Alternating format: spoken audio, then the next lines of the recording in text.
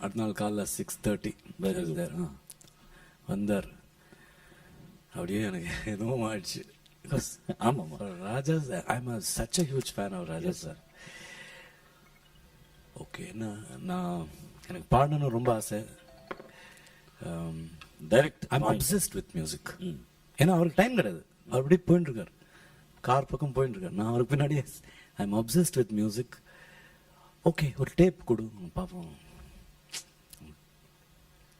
சரி, டேப் பண்ணனா எங்க போய் பண்ணா ஒன்றும் தெரியாது.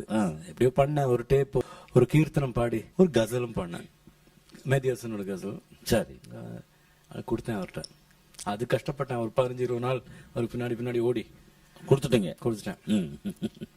அப்புறம் ஒரு 15 days லேட்டர் அங்கே போய் ஸ்டுடியோவில் போய் நின்னேன். என்னை பார்த்துட்டு ஒரு பிரேக் வந்தேன். ஸ்ரீனிவாசன் உங்களுக்கு இன்ஃபார்ம் பண்ணுறேண்ணா. சார் கேட்டிங்களா சார் பாட்டு? நல்லா இருந்தது. அவ்வளோதான், எனக்கு நேஷ்னல் அவார்டு கிடைச்ச மாதிரி இது. ஆமாம்.